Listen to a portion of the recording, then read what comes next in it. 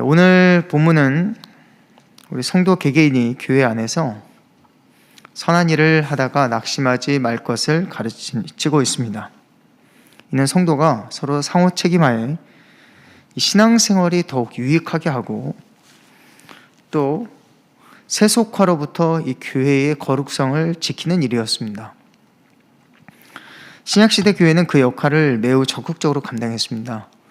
물론 그러한 데는 시대적인 그리고 환경적인 이유가 분명히 있었습니다. 이는 당시 신약시대 교회상을 이해한다면 보다 쉽게 이해할 수가 있습니다.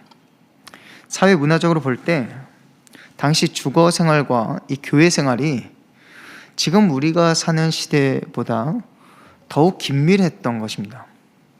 가령 집이 없는 사람들은요, 이 카타콤이라고 하는 이 동굴교회에서 거의 함께 지내다시피 하였고, 쿰란 공동체와 같이 가족 구분 없이 함께 무리지어서 생활하는 공동체도 덜어 있었습니다.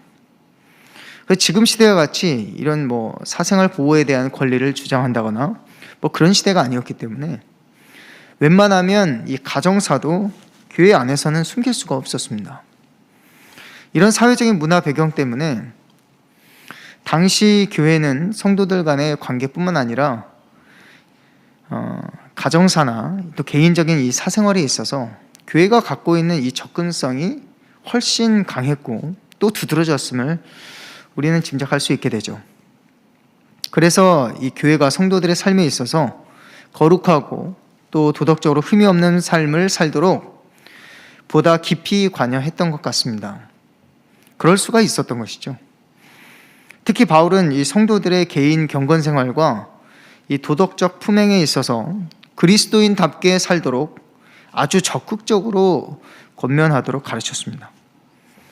그리고 성도 중에 누군가 이 도덕적인 결함이 있거나 가정에 문제가 생기면 이 교회가 나서서 그 일을 도맡아서 해결하도록 했습니다. 이는 먼저는 이 바울이 말씀한 것과 같이 이 교회의 법이 세상의 법보다 더 우등함을 말하고 있고 또 다른 이유는 기독교인들이 세상 법정에 산다면요, 부당하고 억울한 일을 당해야만 했기 때문입니다. 당시 세상의 법은요, 이 기독교 문화를 단순히 이단적인 것으로 치부해버렸기 때문에 그랬던 것입니다.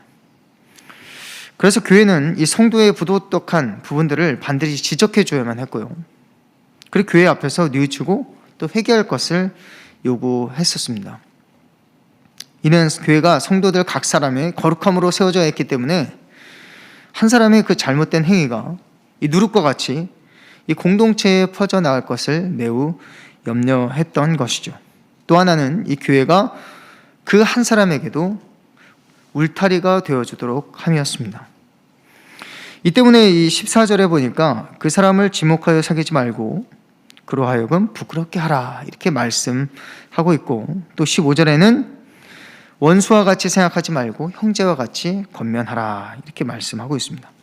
그래서 교회가 이 성도 한 사람을 보호하는 일이 매우 중요했지만 여러 번 잘못을 지적했음에도 불구하고 뉘우치지 않고 고집스럽게 변화되지 않는다면 심할 때는 출교를 하기도 했습니다.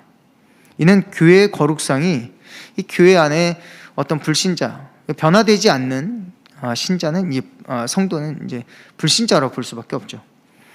그 불신자를 교회 안에 두고 보호하는 것보다 더 중요했다는 것을 말씀하고 있는 것입니다. 이런 배경을 이해하면서 오늘 말씀을 우리 함께 살펴보도록 하겠습니다. 먼저는 13절에 이런 말씀이 있습니다. 형제들아 너희는 선을 행하다가 낙심하지 말라. 선을 행하다가 낙심하지 말아라. 선을 행한다는 게 무엇인지 우리가 한번 이 본문 안에서 좀 살펴보고 싶은데요. 일반적으로 성경에서 타인에게 선을 행한다는 것은 무엇을 말할까요?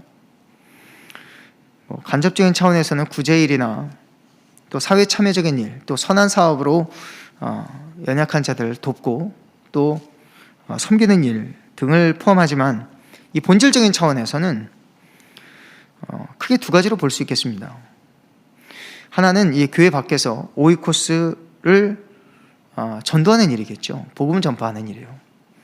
그리고 또 한 가지는 교회 안에서 성도가 말씀대로 살아가도록 가르치고 권면하는 일입니다. 사도 바울이 이 성경에서 말하고 있는 선한 일이란 대개 이 두 가지 영역에서 볼 때 크게 어긋나지 않습니다. 그리고 복음 전파를 하고, 그리고 그들이 교회 안에 들어왔을 때 그들이 성도의 유익을 알고 점점 자라나 온전하게 되어가는 삶을 살게 하는 것입니다. 복음 전파의 대상은요, 이 비신자들이죠. 근데 진리의 말씀대로 살아내도록 권면하는 것은 교회 안의 믿음의 가족들입니다. 대상이 이렇게 구분이 되죠. 이를 말씀드린 이유는 오늘 13절 말씀에 기록된 이 선한 일이 무엇인가 우리가 보기 위함인데요. 이는 13절의 말씀을 14절과 15절 말씀에 연계해서 보면 윤곽이 좀 잡힙니다. 14절과 15절 말씀이 교회 치리와 징계에 대한 말씀으로 보여지는데요. 우리는 어렵지 않게 13절에서 말씀하고 있는 것이 이 선한 일이란 어떤 것인지 짐작할 수 있을 겁니다. 이는 교회 밖에서 복음을 전하는 일보다는 교회 안에서 성도들이 진리의 말씀으로 살고 또 성도의 유익을 누리며 살도록 권면하는 일에 더 초점이 맞춰져 있다는 것을 알 수 있습니다. 그것은 교회가 가진 매우 중요한 역할이었습니다. 그리고 각 개개인 성도 역시 이 교회가 하는 그 역할에 적극적으로 동참했다는 것을 신약성경에는 많이 보여주고 있습니다. 교회는 참으로 그래야 합니다. 성도의 삶이 복음 안에서 자유를 누리게 하고 또 진리의 말씀 안에서 온전한 삶을 살아내도록 하는 일을 교회가, 그리고 교회 성도들 각자가 그 일을 담당해야 되는 것이죠. 그래서 우리 교회는 이제 셀이 그 역할을 감당하게 됩니다. 셀이 교회 밖에서는 많은 오이코스를 초청하고 교회로 초청하고요. 또 그들이 교회 안에 들어와서 우리 셀 안에서 함께 신앙생활 할 때 그들이 성도의 유익을 맛보게 하는 거예요. 그리고 예수 그리스도의 장성 분량에 이르기까지 자라나도록 돕는 역할을 하는 것입니다. 이런 일을 교회가 하고, 그리고 교회의 작은 지체인 이 셀이 그 역할을 감당하게 되는 것입니다. 그랬던 바울이 오늘 본문에서 데살로니가 교회 성도들에게 낙심하지 말고 선한 일을 계속하라고 말씀한 내용이 오늘 우리에게 어떻게 적용되는지 구체적으로 함께 나눠보도록 하겠습니다. 첫째는 우리가 셀가족을 세속화로부터 지켜내야 됩니다. 이게 무슨 말이냐면요, 예수께서도 이 교회를 염려하셨어요.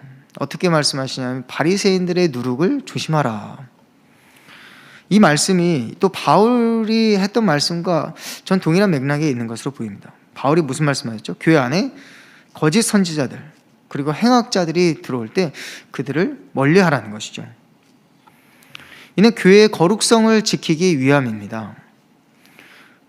막 교회 안에서 뭐 구분하고 이간질하고 그렇게 하라는 것이 아니라 교회가 갖고 있는 세상으로부터 구별된 이 거룩성을 계속해서 지켜나가라는 거예요.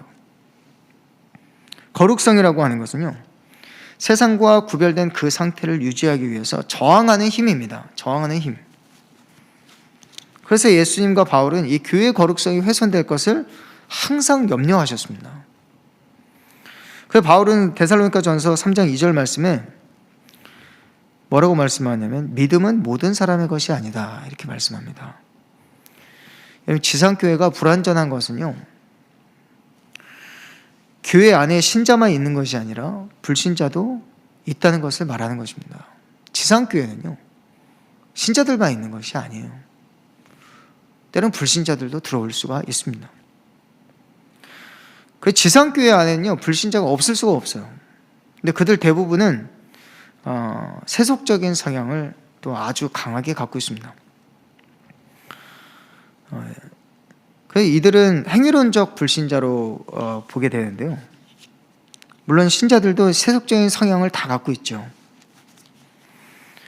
인간의 죄성이 그러하기 때문에 그렇습니다. 그래서 그들은 자신의 세속적인 성향과 싸우면서 갈등하는 존재들이에요. 우리는. 그래서 그리스도인은 신앙생활 가운데 자신의 세속적인 성향을 계속해서 죽이고 조금씩이라 할지라도 계속해서 변화되어 갑니다. 성장해 가는 것이죠. 또 한편 세속적인 성향이 강한 자라 하더라도 그것이 쉽게 드러나지는 않습니다. 그 이유는 스스로 그것을 부끄러워하기 때문이죠. 그래서 바울은 14절에 그들로 하여금 부끄럽게 하라 이렇게 말씀을 하고 있는데요. 이것은 굉장히 예리한 지침입니다. 불신자는요, 실제로 그것을 부끄러워하지 않기 때문에 그가 부끄러워하는지 그렇지 않은지를 잘 살펴보고 그것으로도 판단하는 기준이 될 수 있다는 거예요. 말로는 부끄러워할 수 있지만 행위는 숨길 수가 없습니다. 그들은 세속적인 것을 당연하게 여기기 때문에 갈등하지 않습니다. 좀처럼 갈등하지 않아요. 내가 그것을 부끄러워하고 한다면요, 뉘우치고 변화되려고 발버둥이라고도 치게 되죠. 근데 그들은요, 만약 그들의 허물이 드러났을 때, 아니면 그 세속적인 성향이 드러났을 때, 그들은 어떤 방식으로든 자기 의를 내세우려고 혈안이 될 것입니다. 따라서 교회는 이 거짓 선지자들뿐만 아니라 부도덕한 일을 부끄러워하지 않는 자들이 교회 안에서 어떤 영향력을 갖지 않도록 항상 예의주시해야 합니다. 이 때문에 바울은 예수님처럼 불신자들의 누룩을 주의해야 할 것을 엄히 명했습니다. 이는 거짓 선지자뿐만 아닙니다. 행악자들, 즉 행위론적 불신자들이 교회 안에서 부정적인 영향력을 갖지 않도록 때로는 강하게 어떤 지침을 내면 그들과 거리두기를 하라고 말씀합니다. 바울이 말씀하죠. 거리두기 하라. 그리고 정확하게 나와요. 그 사람을 지목하여 사귀지 말라 그러죠. 사귀지 말라. 고린도전서 5장에는요, 좀 강하게 나옵니다. 그들과 같이 밥도 먹지 말라 합니다. 밥도 먹지 마라. 그를 지목하여 사귀지 말라, 이 말씀은 동일하게 고린도전서 5장에도 나오고 있는데요. 오늘 본문에는요, 데살로니가 교회 교인들 중에 어떤 자들이 있었냐면 게으르고 악한 자들이 나옵니다. 그들은 이제 교회 안에서 매일 성찬식과 또 애찬식을 가졌기 때문에 성도들이 없는 중에서 빵을 사와서 그 빵으로 매일 저녁 만찬을 가집니다. 그 빵을 먹을 수 있기 때문에 자기 일하거나 자원해서 자기들은 먹을 것을 사오지 않고 와서 배부르게 먹는 것입니다. 그런 자들이 덜어 있었던 것 같습니다. 그런데 고린도전서 5장에는 이보다 더 심각한 5가지 부류를 조심하도록 말씀하고 있는데요. 그들은 음행하는 자, 우상숭배자, 그리고 속여 빼앗는 자, 모욕하는 자, 술 취하는 자들입니다. 심지어 바울은 교회의 거룩성을 지키기 위해서 아까 말씀드린 것처럼 그들이 변화되려고 애쓰고 노력하지 않는다면 교회는 출교할 수도 있음을 명하고 있는 것이죠. 이런 교회 안에 불신자들이 신자보다 많다면 어떻게 될까요? 겉으로는 드러나지 않지만 교회가 예를 들어 100명이 교회 성도가 교인이 100명인데 90명이 불신자고 10명이 신자들이라고 한다면요, 교회는 분명히 세속화의 길로 가게 될 것입니다. 콘스탄티누스가요, 로마의 국교를 기독교로 제정할 때가 있었습니다. 그때 교회가 부흥될 것을 예감했어요. 이제 교회는 부흥될 것이다. 하나님 나라는 확장되어 갈 것이다. 정말로 교회가 급속도로 커져갔습니다. 그래서 교회는 점점 기하급수적으로 늘어났고 교회 성도들도 하루아침에 굉장히 많은 인파가 몰려들었습니다. 그래서 교회가 대형화되고 화려해져 갔는데요, 실상은 교회가 부패하게 되어버렸습니다. 왜 그랬을까요? 교회가 급속도로 세속화가 되어버렸어요. 생각해 보십시오. 교회 안에 불신자들이 90%예요. 90%가 됐어요. 그들이 아직 믿음을 갖기도 전에 교회 안에 들어오게 된 거예요. 물론 교회 안에 들어와서 변화가 되면 괜찮은데 믿음은 모든 사람들의 것이 아니라 그랬잖아요. 불신자 가운데 세속적인 권력을 가진 자가 한두 명이라도 있었다면요, 교회는 그야말로 누룩덩어리가 됐을 것입니다. 그래서 당시 교회 로마의 국교가 기독교로 제정되면서 교회는 타락의 길로 가게 된 것입니다. 세속화의 길로 갈 수밖에 없었던 것이죠. 바울이 염려한 것이 바로 이것입니다. 사랑하는 성도 여러분, 그렇습니다. 우리는 이것을 고민해야 합니다. 우리 교회 안에서 우리 셀이 이 일을 감당해야 됩니다. 교회가 또 우리 셀 가족이 세속화로부터 보호되도록. 이 세상이 너무나도 빠르고 또 급하게 변화되고 있습니다. 세상의 가치관이 흔들리고 있어요. 우리가 세속화에 물들지 않도록 날마다 우리 자신을 지키고 말씀 안에서 우리가 서로를 세워가고 상호 책임 안에 우리가 서로를 돌보고 믿음 안에 굳게 서도록 우리 셀 리더가 탄탄해지기를 간절히 바랍니다.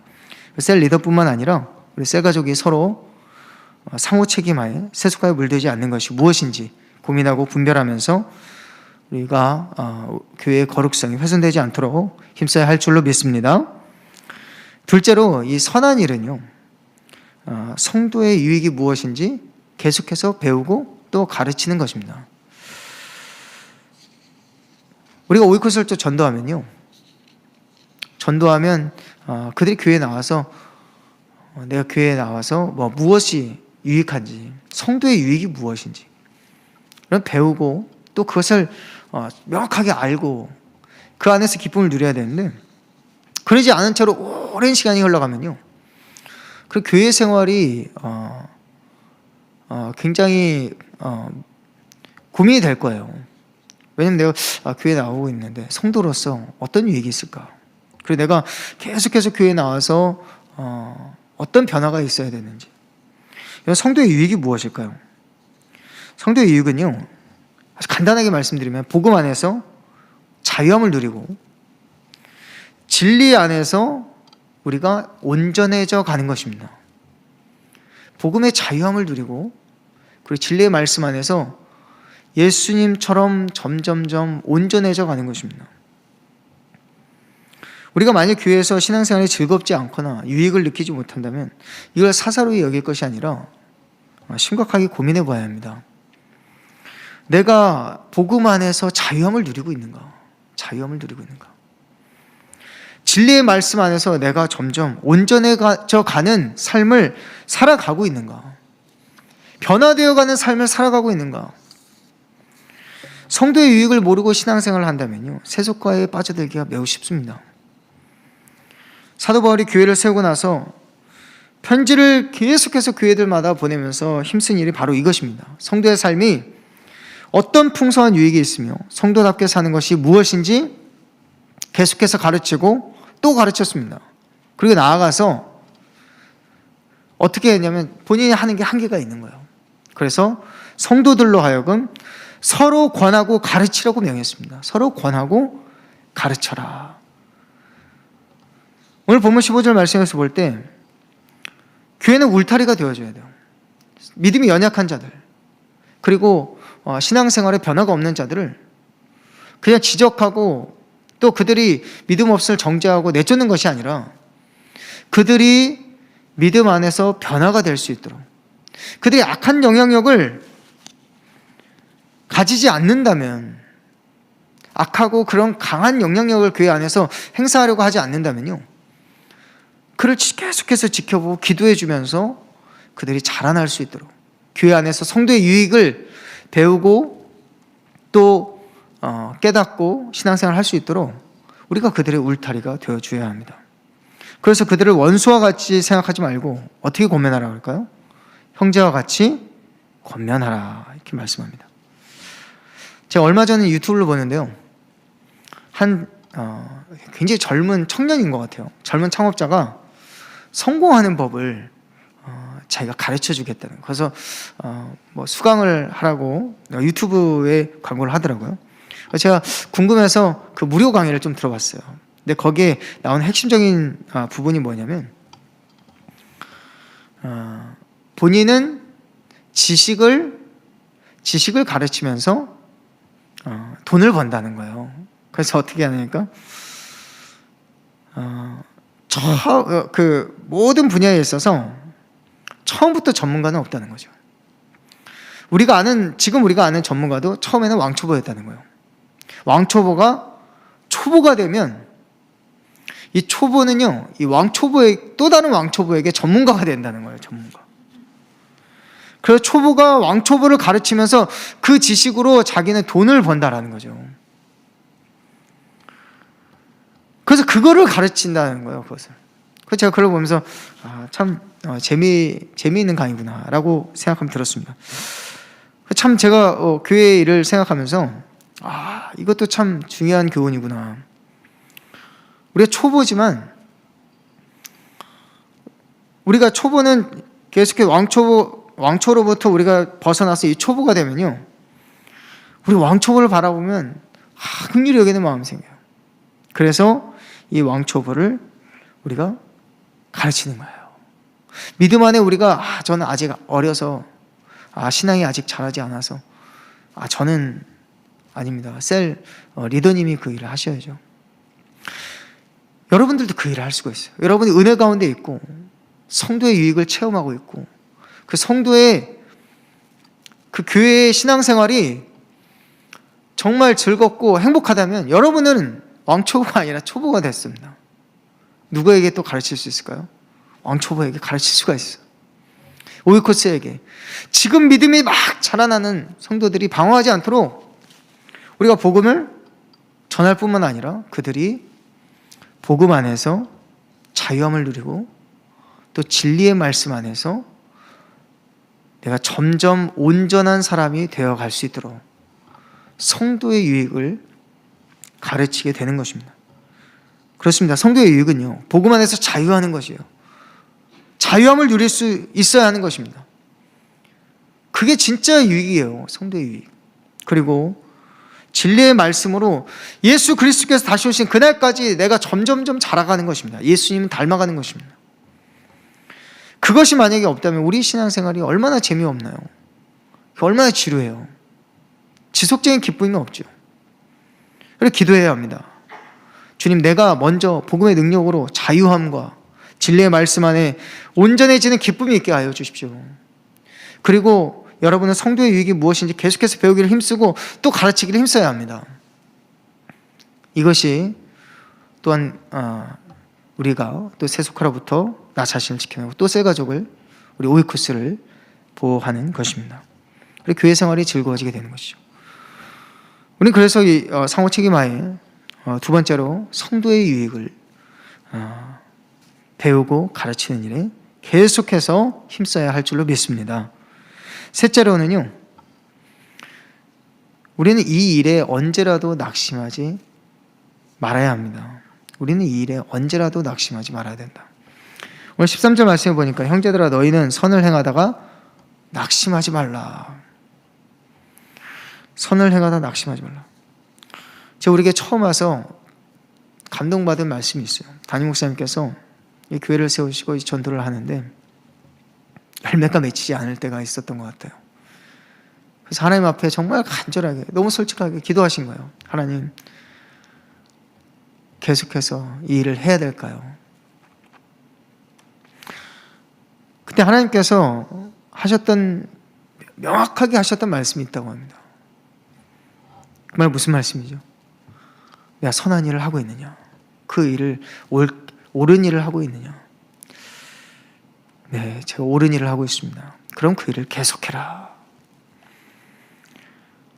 낙심하지 말고 우리 선을 행하다가 낙심하지 말라.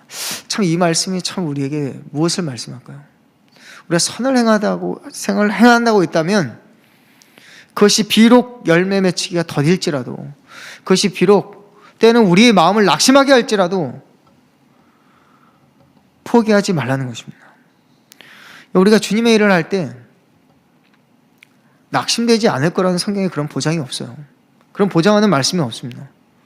오히려 선한 일을 행할 때 낙심하지 말라고 하는 것은 그런 일이 분명히 있다라는 것입니다.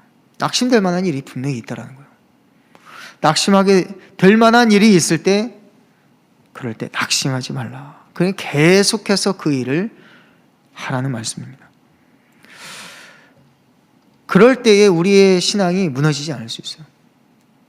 특히 우리 주님께서 저 여러분에게 맡기신 그 일을 우리가 그 자리를 지키면서 감당해 날 때 하나님께서 그 일을 통해서 지금은 눈에 보이진 않지만 반드시 우리를 통해서 우리 교회를, 또 우리를 통해서 우리의 셀과 또 우리 자신을, 우리 가족을 지키시고 또 보호하시고 축복하실 줄로 믿습니다. 끝까지 낙심하지 않는 것. 내 힘으로는 할 수 없어요. 내 힘으로 한다 그러면요, 낙심하게 되어 있습니다. 누구의 힘으로 합니까? 하나님의 힘으로. 그리고 내 유익을 위해서 한다면 낙심할 수밖에 없어요. 하나님을 위해서 한다면 낙심하더라도 일어설 수 있습니다. 그래서 내 힘으로 하지 않고 하나님의 힘으로, 내 영광을 위해서 하는 것이 하나님의 영광을 위해서 우리가 그 일을 해나갈 때 불순을 제거하고 온전히 선한 일을 끝까지 해나갈 수 있을 줄로 믿습니다. 이제 말씀을 정리합니다. 바울은 선을 행하다가 낙심하지 말라 이렇게 말씀하였습니다. 여러분, 선을 행하다 낙심하게 될 뻔한 일이 있었습니까? 성경은 우리가 선을 행한다고 해서 낙심될 만한 일이 없을 것이라고 말하지 않습니다. 오히려 낙심될 만한 일이 있을 것이고 그때 낙심하지 말고 오히려 계속해서 그 일을 하라고 권면하고 있습니다. 낙심하게 될 만한 일이 있으면요, 그것은 사단이 이 일을 급하게 막고 있구나, 오히려 이 일이 더욱더 위중하고 중요한 일이구나, 그렇게 깨달을 수 있기를 바랍니다. 내가 과연 선한 일을 하고 있는가? 이런 고민도 하게 될 거예요. 본문에서 말씀하고 있는 이 선한 일은 무엇일까요? 우리가 몇 가지를 살펴봤는데요. 첫 번째는 우리는 세속화로부터 새 가족을 지키는 일에 애를 써야 한다는 것입니다. 우리는 세속화로부터 우리 자신을 지켜내야 돼요. 지금 이 말세지 말에 세상이 급변하고 있습니다. 우리의 가치관마저 흔들어 내려고 합니다. 우리의 믿음 안에서, 말씀 안에서 살아낼 때 정말 도덕적으로 뿐만 아니라 우리 삶 가운데 우리의 시간들을 쪼개가면서 정말 하나님께서 우리에게 기뻐하시는 일을 기대하면서 우리가 그것들을 감당해 나가야 될 줄로 믿습니다. 그리고 우리뿐만 아니라 교회 안에서 우리가 해야 될 역할이 있습니다. 그래서 성도를 넘어지지 않도록 붙들어 세우고 믿음 안에 굳게 서게 하는 것입니다. 둘째로는 우리는 성도의 유익이 무엇인지 계속해서 배우고 또 가르쳐야 합니다. 그럴 때 우리가 믿음이 연약한 자들의, 성도들의 울타리가 되어줄 수가 있는 것입니다. 그리고 셋째로는 우리는 이 일에 언제라도 낙심하지 말아야 합니다. 그렇습니다. 우리가 오이코스 전도하는 일에 계속해서 힘써야 합니다. 그리고 성도들의 신앙의 삶에 유익이 되도록, 그 신앙의 삶이 복이 되도록, 즐거움과 기쁨이 되도록 날마다 우리가 서로 상호 책임하에 그 일들을 해나가야 됩니다. 그것이 바로 우리 셀이 해나가야 되는 역할이고 또 우리 각자에게 우리에게 주신 기쁨과 사명인 줄로 믿습니다. 그럴 때 우리 선한 일이 열매가 맺히고 또 기쁨이 되고 유익이 될 것입니다.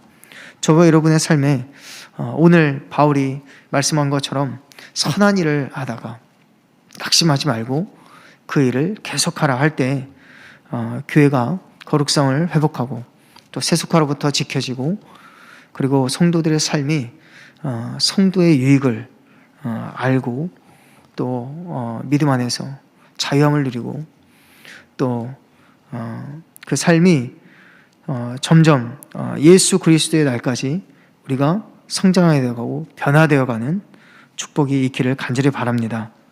저와 여러분의 삶에도 이런 유익과 기쁨이 가득 넘치고 세속화로부터 우리가 거룩성을 회복하고 또 우리 교회가 앞으로 더욱더 이 코로나 시대에 부흥되고 또 질적으로 양적으로 성장하는 교회가 될 줄로 믿습니다.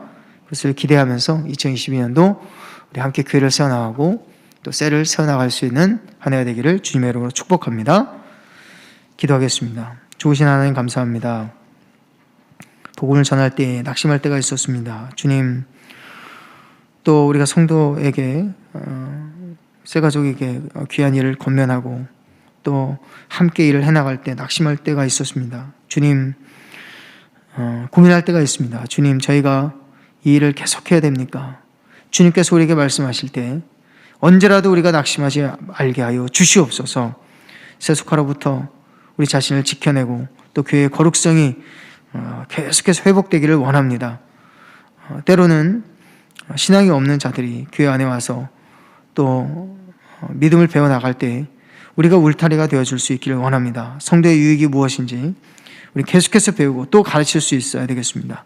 지금 그 일에 우리가 쓰임받게 하시고 또 교회가 더욱더 믿음 안에 굳건하게 서나가서 세상의 핍박과 또 어떤 유혹에도 흔들리지 않고 주님께서 주신 귀한 사명, 복음 전파의 사명과 또 성도를 세워나가는, 교회를 세워나가는 귀한 사명에 저희들이 감당해 나갈 수 있는 교회가 되게 하여 주시옵소서.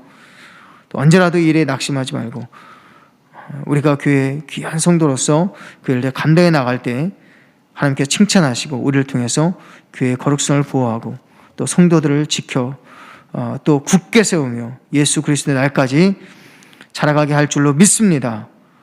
저의 삶 가운데 주님께서 축복하시고 2022년도 우리 이름교회가 더욱더 부흥하고 또 많은 오이코스를 품고 기도하며 나아갈 수 있는 은혜가 있게 하여 주시고 또 교회 성도들 여러 가지 힘들고 어려운 상황들을 주님께서 아십니다. 지금 불쌍히 여기사 그들의 모든 상황 가운데 흔들리지 않고 끝까지 주님 바라보면서 믿음 안에 살아가는 우리 귀한 성도들 되게 하여 주시옵소서. 예수 그리스도의 이름으로 축복하며 기도하옵나이다. 아멘.